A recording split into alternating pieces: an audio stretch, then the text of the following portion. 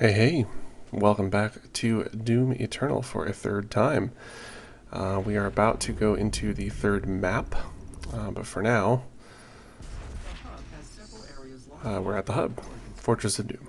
Once power has been restored, you will be able to access the entire ship. So, you will probably notice, first and foremost, that I have 8 lives. I had some issues recording this map. I had actually done this Energy levels rising. Establishing power to core and supplemental this next map and the systems. one following it. um, but unfortunately there was an issue with one of the recordings, and I couldn't seem to find. I thought you could restart maps from where you had entered them essentially, and that didn't work because it appears you can only do that while you are playing a map. You can restart it, reset it back to its default position, Spawn modification to your equipment launcher has been but that doesn't completed. appear to be the case after the fact. The bomb will douse nearby enemies in freezing gases. You'll have to manually toggle the launcher to fire either ice bombs So I or didn't want to have to. I didn't want to have to, I guess,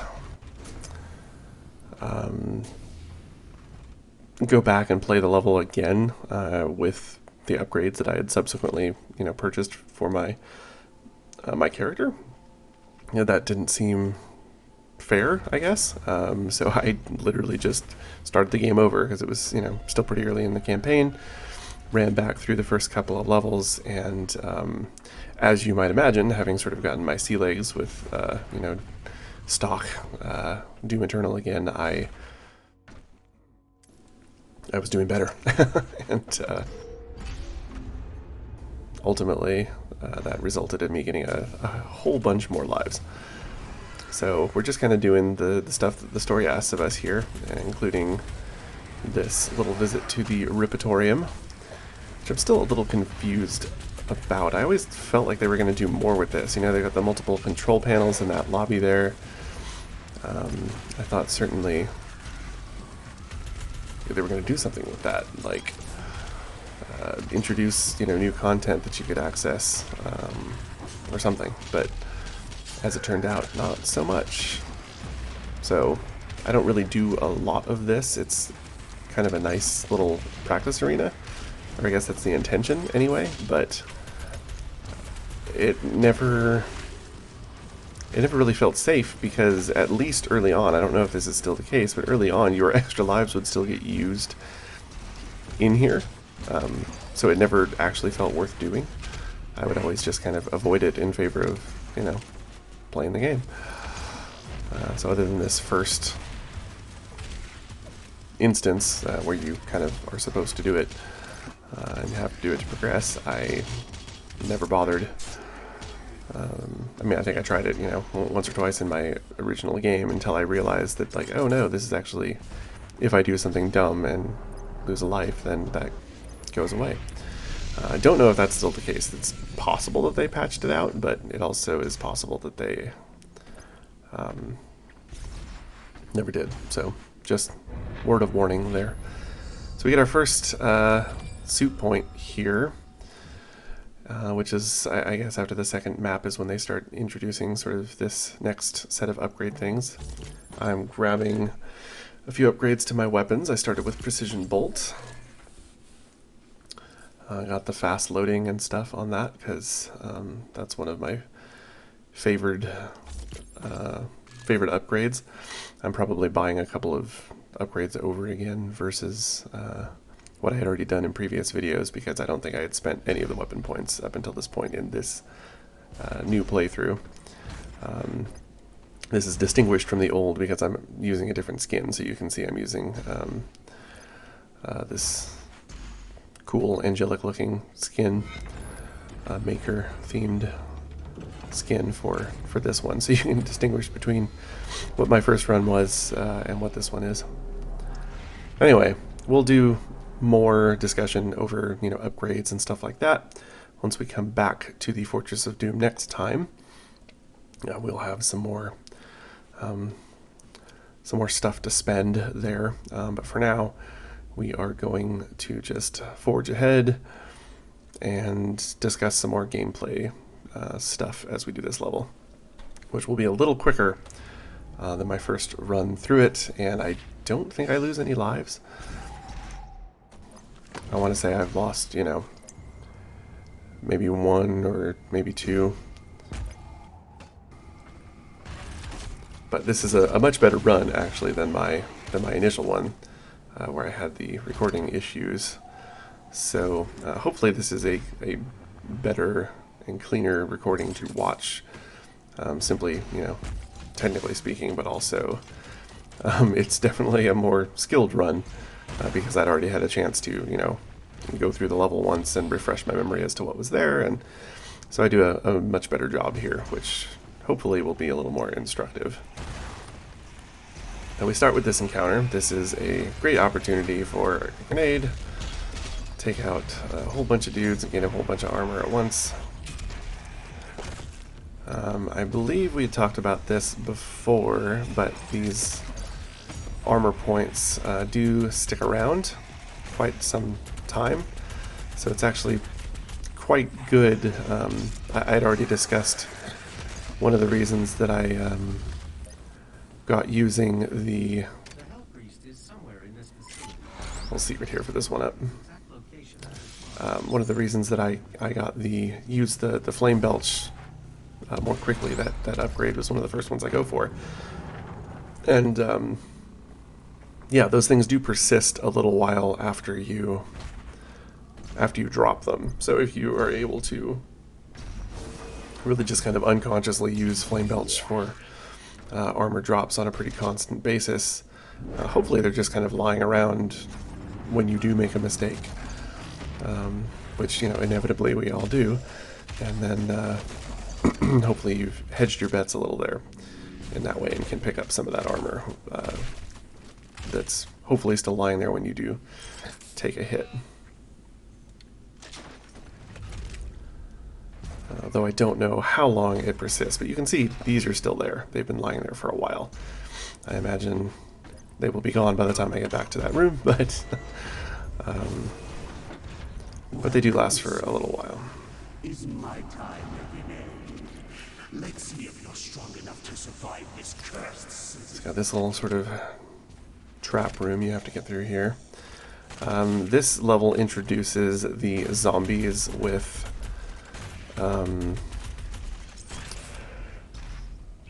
the arm cannons.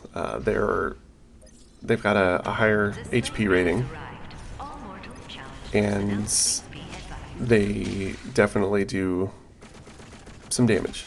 So they're worth watching out for, especially on the higher difficulties where those, you know, trash mob pot shots can actually really be a problem. This little area here, it's good to make use of the blades that fly out there. It can actually be surprisingly difficult to do. Like, you would think it would be easy, but it's very easy to miss. Like, I didn't get that back eye in that there, and sometimes you might get like an glory kill or something and think you'll have time to hit it while someone's in it after you get out, and only to discover that the animation has taken so long that they've crossed the threshold. So it's great to make use of these traps, but you do have to kind of be mindful of them. They're not maybe as straightforward as they appear to be.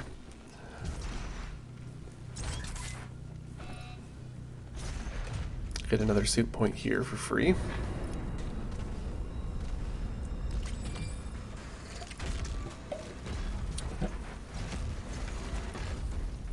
And this is a short little arena, not a whole lot to it.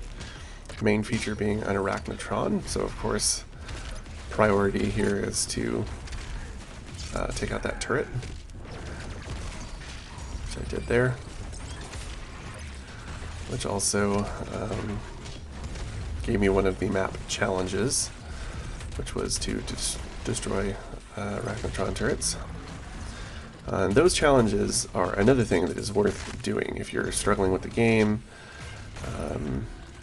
and, you know, finding that things are tough and you feel like you don't have enough upgrades or whatever. Definitely look at those challenges. I'm honestly not paying any attention to them in the game so far, which is something I should correct going forward.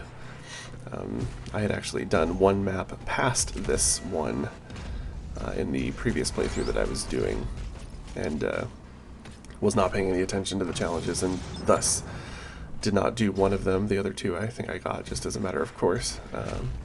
Most of them aren't like crazy hard. There was a few really tough ones I remember in 2016, especially for like certain glory kills and things. There were a couple that were really hard, but especially early on in Eternal, they're not too much. You can kind of just get them as you go. I didn't realize my dash had not refilled there. I think I do not have the dash refill upgrade yet, so my timing was a little off since I played some past this and had it last time. So there you can see I took too long on that glory kill, and thus, even though I was anticipating killing the charging Hell Knight using the blades there, didn't quite work out. So we just used the heat blast on him instead.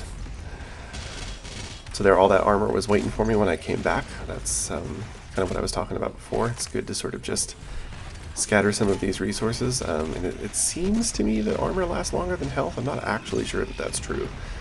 That may just be a little cognitive dissonance there. Cognitive bias, I guess. As I'm seeing that some of the health was lying around this map for a fair bit as well. So it may not be actually different, but not sure. Either way, scatter those resources, especially on higher difficulties where you're losing health and armor a lot. We got ourselves a little secret down here. I realize what that monkey bar is there for. If you play through this and you've already gotten that secret, obviously when you destroy the... there's no pickup to get, so that jump pad never spawns.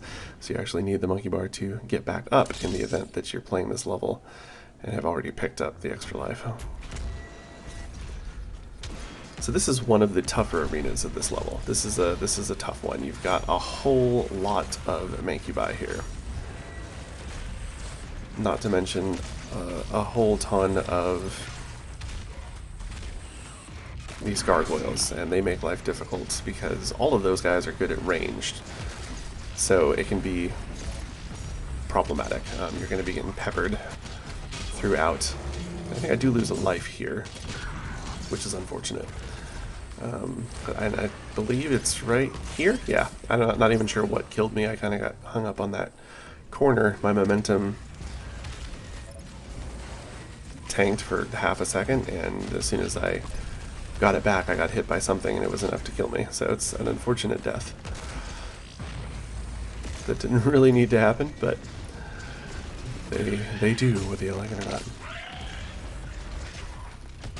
This is kind of one of the things that makes Ultra Nightmare so difficult, is you can really play pretty well, but there's just so much that comes at you. It can be really hard to not make some of those tiny little mistakes that are the thing that's going to get you.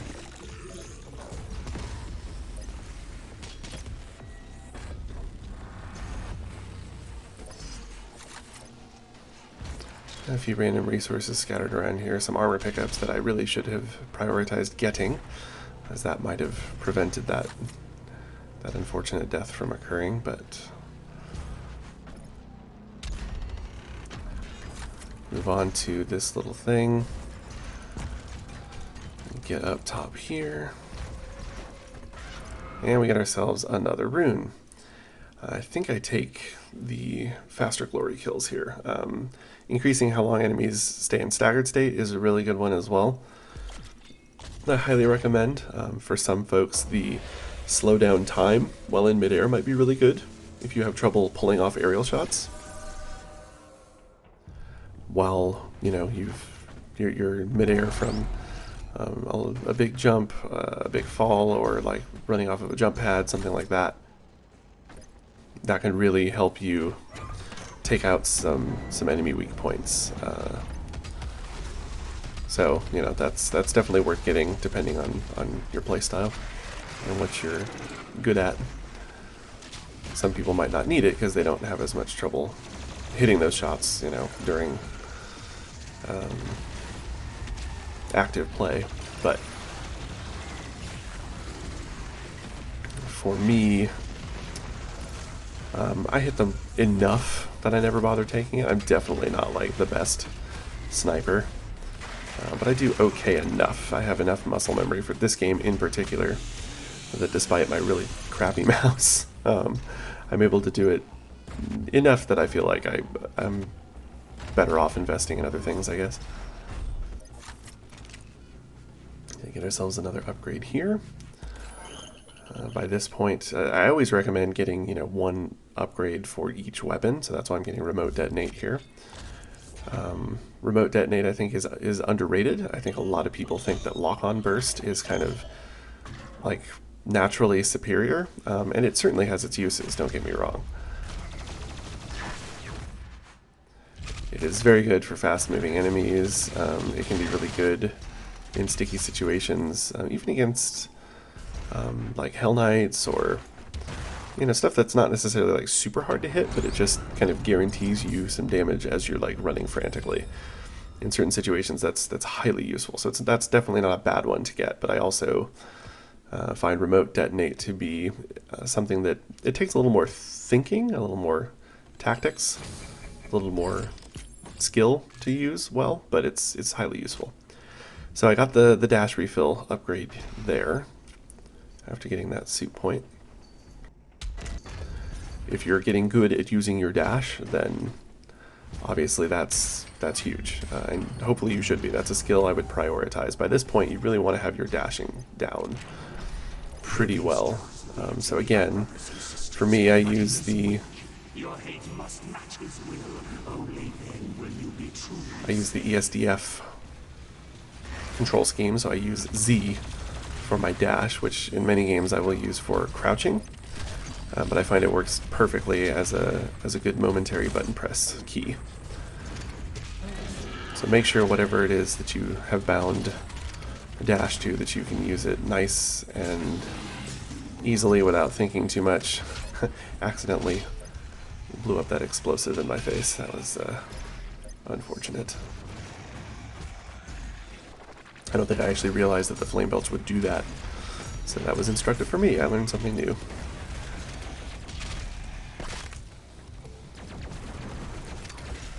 Don't want to be right in the way of that spawn.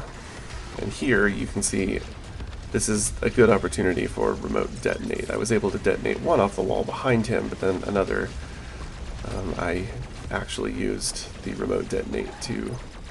It's great for those circumstances where you're on the lower end of an incline, when you don't, like... This is a game where definitely having the upper ground is often very good. When you're on higher ground, you just perspective-wise, things tend to be better.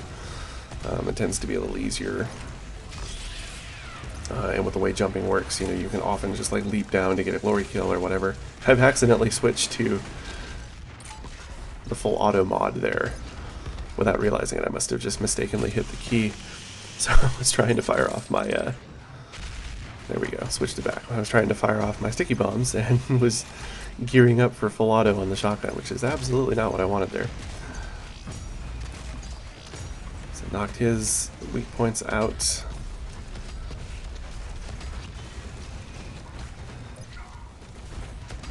There was a remote detonate there. I don't think I actually got that shield guy, but that's one of the great uses for remote detonate is when you don't want to take the time to switch off to the plasma rifle, but you want to take out a shield guy or possibly multiple shield guys.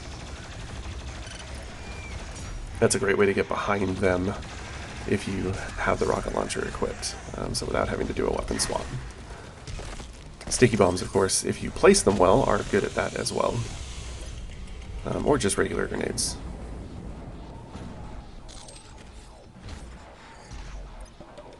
So that went off without a hitch, really, other than that unfortunate me blasting the explosive right in front of my face.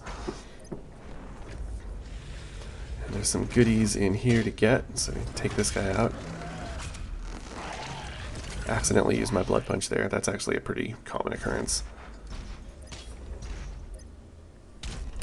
Especially with the Cacodemons, I tend to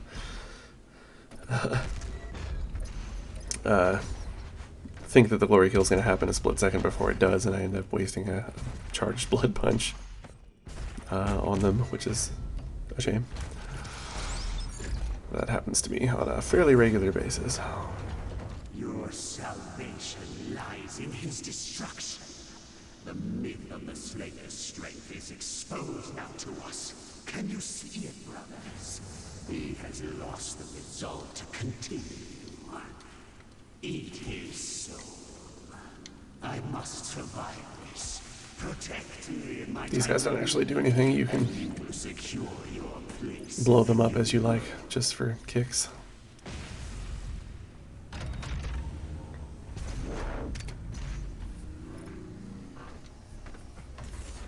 Your super shotgun is nearby. A relic from your past. The priests have kept it hidden from you in this remote location.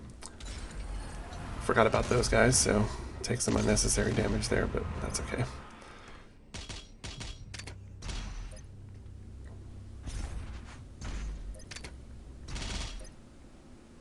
So this is a little,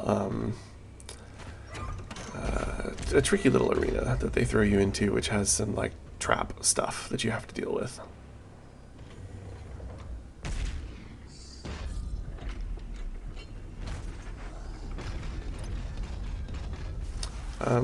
The way to handle this most effectively, obviously you can make good advantage on those guys with your Flame Belch. But the thing to do here is to leave these, whatever they call them, I really need to learn their names because I've still forgotten. But the guys with all the explodey stuff sticking out of them, the gas canisters embedded in them. We may or may not have talked about this before, I can't remember if they show up before this, but they're great for taking out enemies. They sort of act as like a mega rocket. So if you don't kill them here and just let them hang out, they won't do anything to you. And then you can do like this and blast them into an enemy and get basically a one-hit kill, which is highly useful for this fight in particular, which is why they spawn. I accidentally hit that one with that explosion, so he went off in the wrong direction, which was a bummer. But I was able to get him there, and thus, you know, get some healing items and not die. And polish this guy off. This is a pretty tough little arena, just because you get caught on fire if you touch the walls. Those little gizmos on the ground do like an electricity discharge, and there's, you know, multiple enemies that can kill you pretty quick in a small space where it's hard to dodge, so that is a tough one. Don't feel bad if you end up having to do that one a few times, or if you lose a couple lives. Excellent coffee this morning.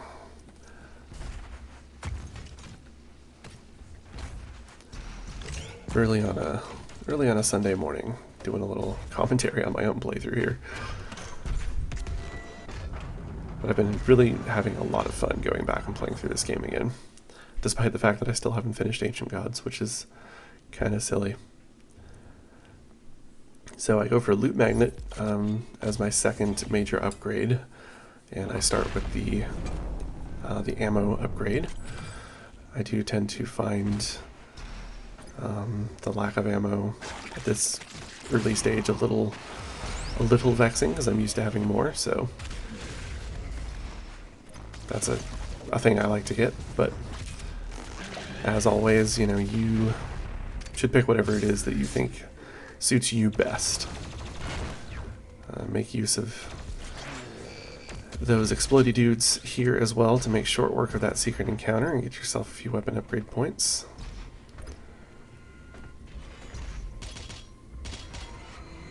And then we've got a little traversal platforming puzzle to get through here before we get to the next bit.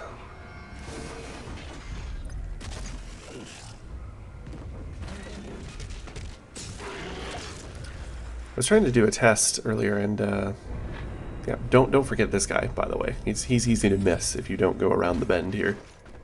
Make sure you don't miss out on that soup point.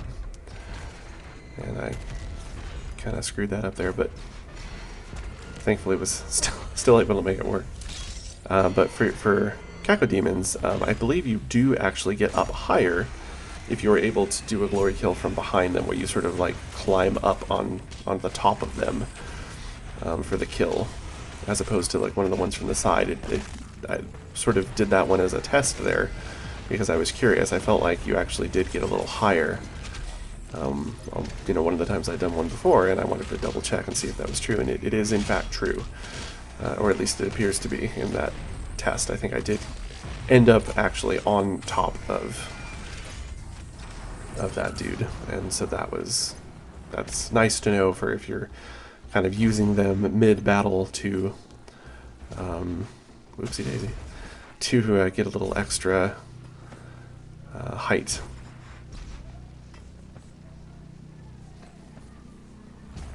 And now we get to do our little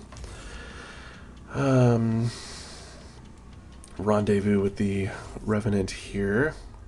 I think this is intended as kind of an introduction to the battle mode, the multiplayer mode, which is actually cool. You know, like, I feel bad that I haven't really played much of it, because it actually seems like a really robust and well thought out mode. Very much unlike the multiplayer that came with 2016, which was not especially interesting. But the whole like monsters versus Slayer thing is really a cool idea, and the time that I tried it, I was like, wow, this is actually pretty okay. I think they did a good job on this, and then I just sort of never went back to it. And I feel like that's a bummer. I should have done so, because it was pretty fun, but I don't think it has like a huge community behind it, because these are largely, you know, single player focused experiences. But if you haven't given it a shot, this kind of gives you a taste of like, yeah, this is what it's like to play as one of the monsters.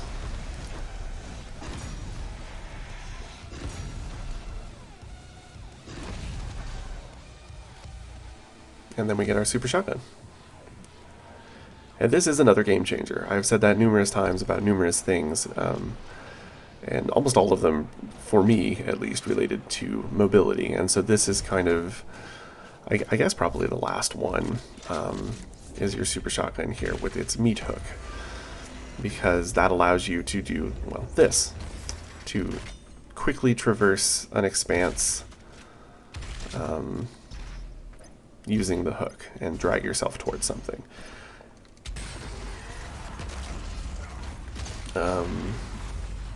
Did not do great there with those fellas. And I forget what... Did lose a life there, which is sad. I don't even know where he came from. I didn't even see him spawn with the group from that pillar that I opened there, but whatever. It is what it is.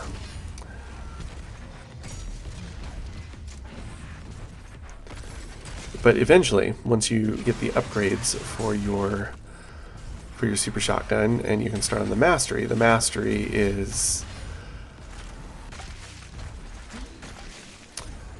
eventually, once you get it, it will unlock the ability to burn enemies as though you had flame belched them with the meat hook. So anybody that you hook, you'll be able to get some armor from. So it's a great 1-2 punch to hook somebody, drag your way over there, and then, you know, point blank them in the face with a shotgun blast from your super shotgun. And yeah, that's awesome. So I save this guy here and try to make use of him to kill off one of these enemies. So get rid of that Hell Knight straight up. And the super shotgun is actually a great way of removing an Arachnotron. I tend to use that a lot once I've gotten this far in the game, rather than taking the time to knock off the turret. A lot of times I will just use the super shotgun to make short work of them. Wasted another blood punch on that guy. I'm always off on when they actually get into their stagger state. That guy was no reason to save him because we finished everything up. Little secret up here. This unlocks this Sentinel armor. One of the things that frustrates me about this game, actually, I don't know if they've patched this out or not, but at least when I first went through the game on launch, if you died more than like a couple of times, I think at a given save point, checkpoint, it would ask you if you wanted to turn on Sentinel armor. And it would do this even on Nightmare, and there was no penalty for using it even on Nightmare. I don't know if that was like an intentional decision, or if it was a mistake, or if it was something they eventually patched out. I honestly don't know. I kind of hope they patched it out, because being able to use cheats on the hardest difficulty level seems really like antithetical to the point. I don't understand why you would do that, but I guess it would be good for people who wanted to play on the hardest difficulty but were having trouble. But still, like, I don't understand why you wouldn't just play on a lower difficulty at that point. So that's odd. I don't know if that's still in there or not, but first time I think I came across it was at the Guardian boss, and I accidentally turned it on because I usually use the keyboard press to load a checkpoint,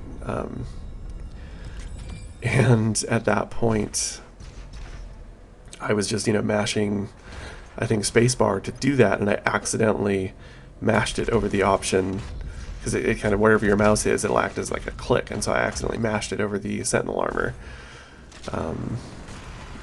option, and had no desire to actually use that.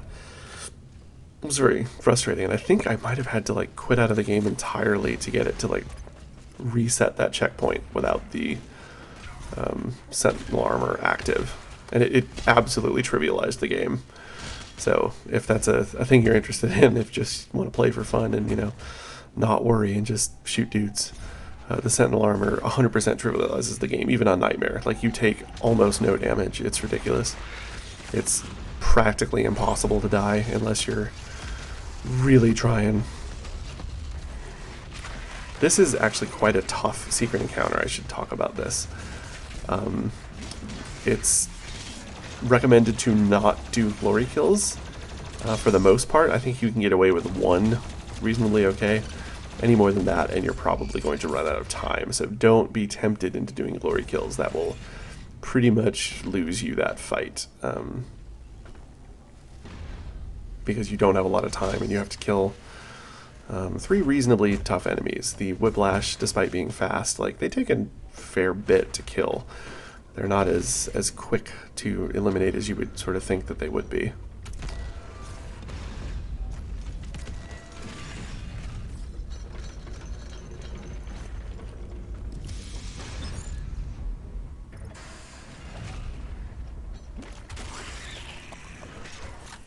Tried to actually kick that because it's a physics object and you can kick it into that group of guys and take them all out with one shot, but sadly it didn't work out.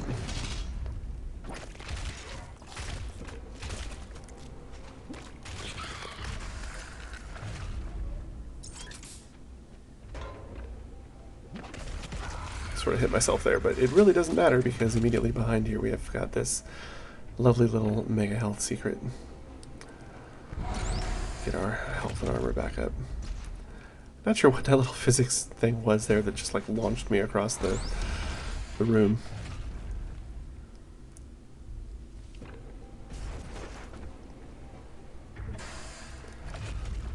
So this is another little sort of exploration puzzle thing we just have to get through here. Pretty straightforward, and that leads to a fight up here.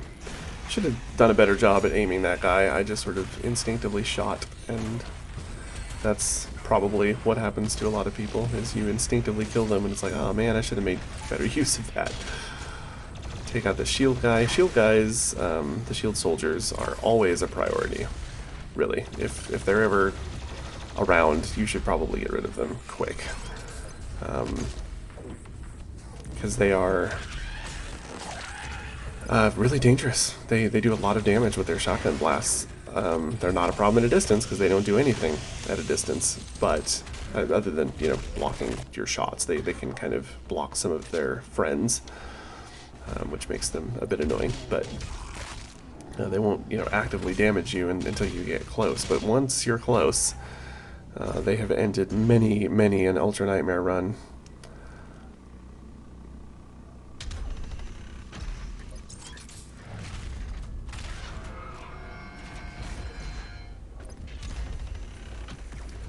Unlock this door here, and we get into another fight in this hallway. Nothing big. We will break your will yet.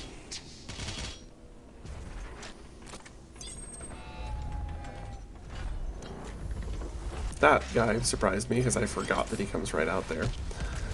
Kind of did some damage to himself, I think, blowing up those hanging explosives, but make short work of him there with the blades. And that's pretty much it. A few more guys past this door, but no big deal.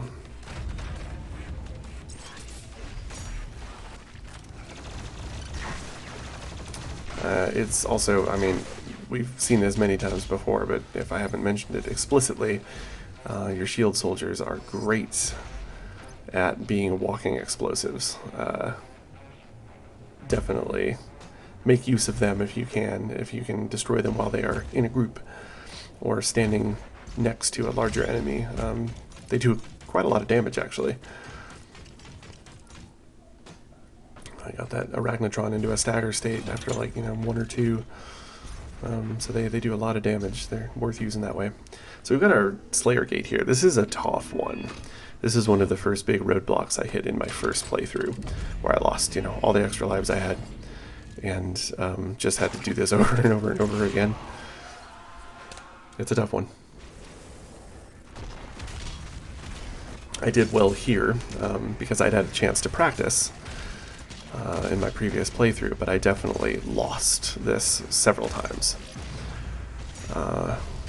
in the recording I had done prior. It's a tough one. You can take a lot of damage really quick. There's all kinds of stuff in this arena. It's a very mobile arena, and it's fairly open. It's not too constrained. But if you're not conscious of sort of how you're hurting enemies, it can be problematic. So you kind of see how I had them all grouped up on like one half of the map, which gives me a second to breathe on this half of the map. And then, you know, can kind of run back over here. So that's like a good strategy for this particular fight.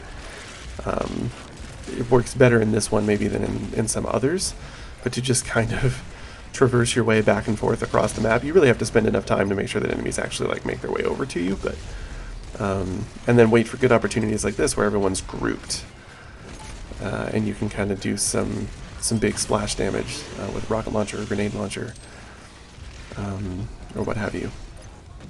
And that helps a lot. There's numerous avenues to traverse back and forth here, and definitely be really careful of the cacodemons. They're easy to just lose track of, and, you know, suddenly they've blasted you. This is also, I think, the introduction of the Prowlers. I think this is the first time you see them, these purple teleporting guys. I think this is where they first appear in the game, although they haven't really naturally been introduced yet. This is almost like a preview, because I don't think they appear in the regular game anywhere.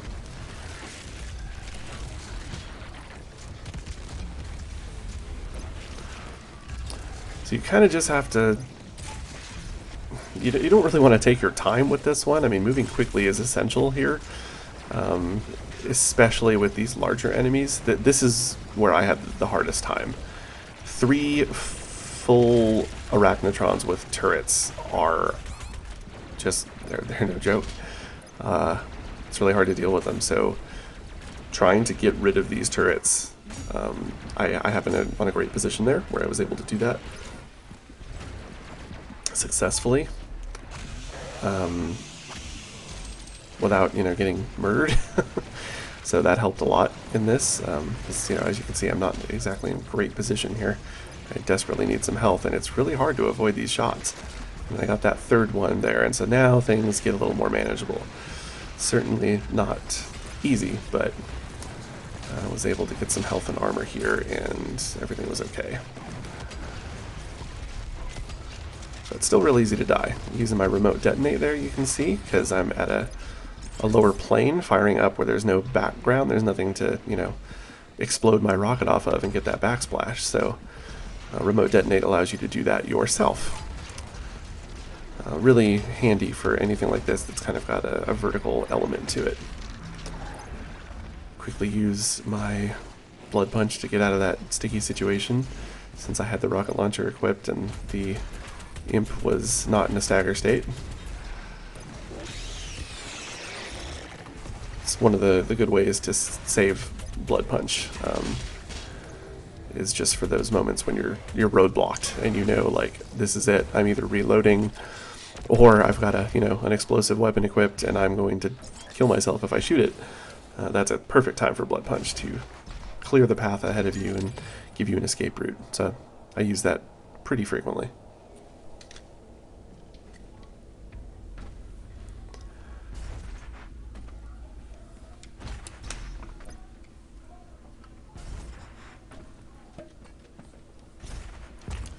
Do this little bit of traversal here.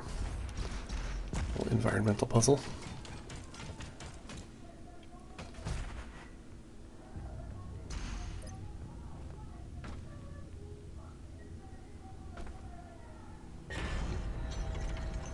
And we get treated to this lovely little scene here as our reward.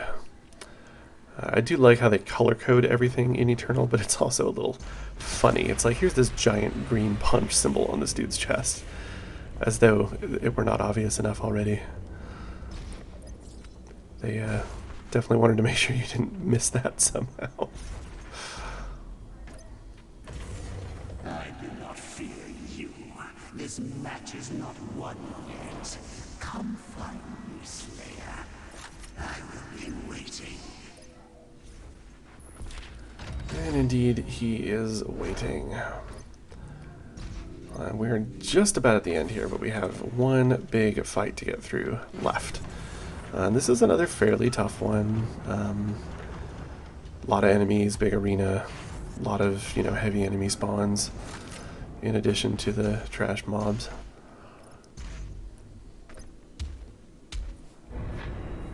I feel bad for how often I punch these guys by accident. Sorry, fellas. I was forgetting here that I wanted to. I should have fully upgraded my my super shotgun. So I'm a little annoyed at myself that I forgot. I was thinking I'd already done it, but of course that was a previous playthrough. So I did get the recharge time decreased for the meat hook, which is great. But didn't get the other one right off the bat, which I should have fully upgraded that straight away. For me, that is absolutely my preferred means of doing things. And I got the faster ledge grab. Always about speed, I love those things that make me a little speedier. And then I just took this just to spend those last 2 points, because why not? Barrels can certainly end a run prematurely.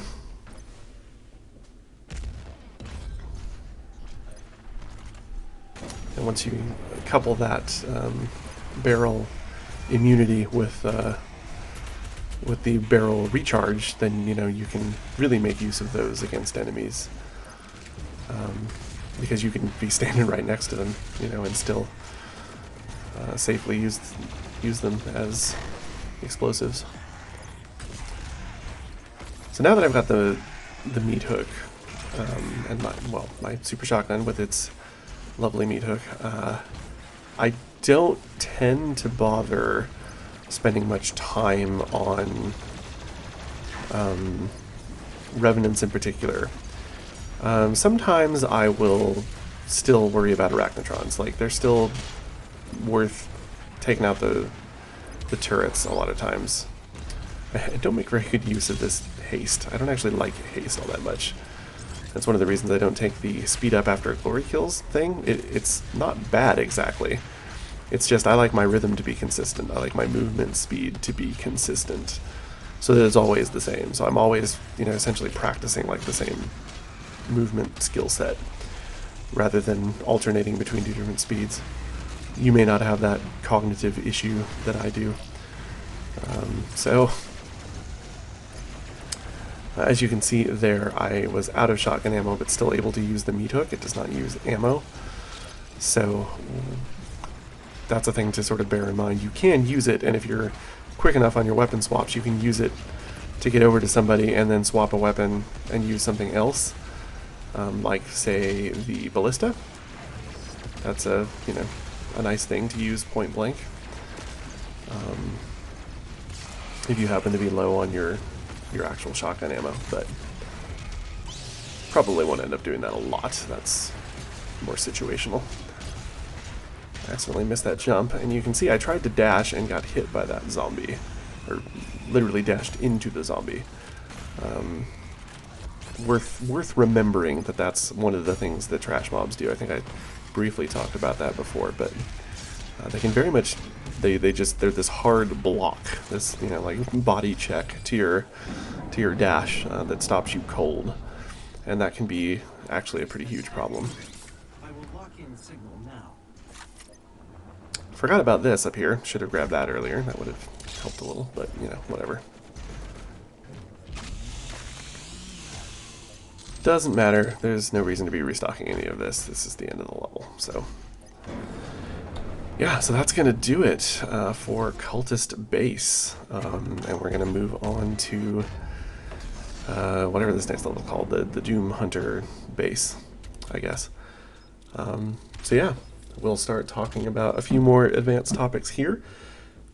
But until then, thanks for watching, and I will see you guys next time.